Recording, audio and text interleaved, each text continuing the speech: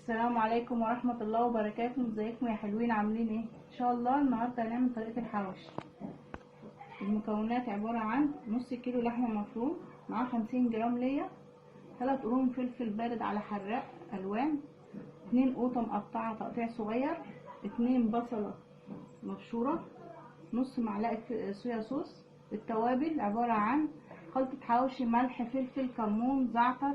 اتفضلوا معانا نشوف هنعمل ايه. نحط البصل،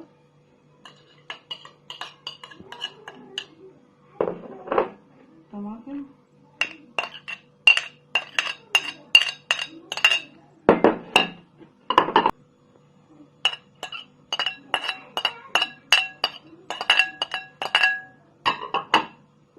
صويا صوص،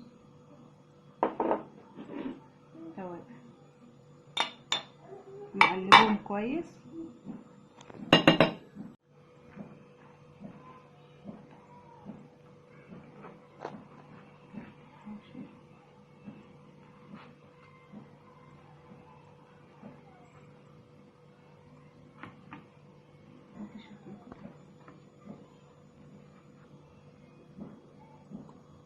نجيب صينية ونحط فيها زيت، ونبص الحواوشي،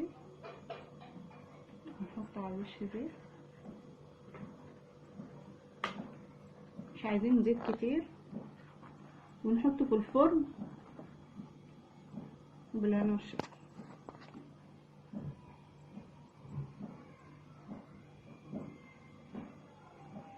ودي سلطة بنعملها جنب الحواوشي، وان شاء الله طعمها يعجبكم بالطحينة ان شاء الله. عبارة عن سلطة، طبق سلطة اهو، شطة، ملح، كمون، خل، طحينة، عصير ليمون. شوف هنعمل ايه. نحط التوابل، الخل، طحينة،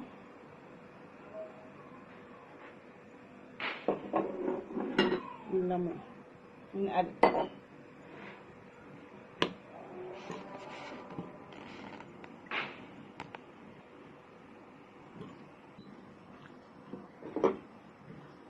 ان شاء الله طعمها يعجبكم، طعمها جميل جدا بالهنا والشفا.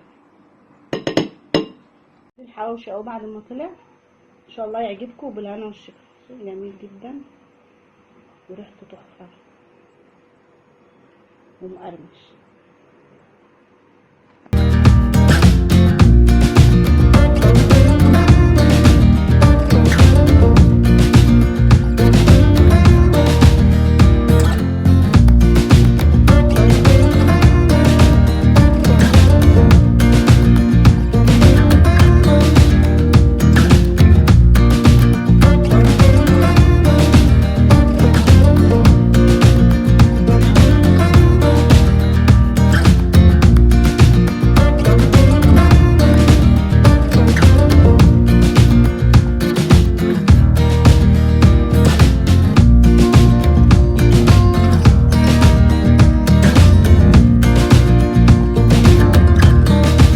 محتاجة دعمكم يا جماعة بلايك والاشتراك في القناة وتفعيل جرس الاشعارات عشان يوصل لكم كل جديد، ومشاركة الفيديو مع اللي بتحبوه.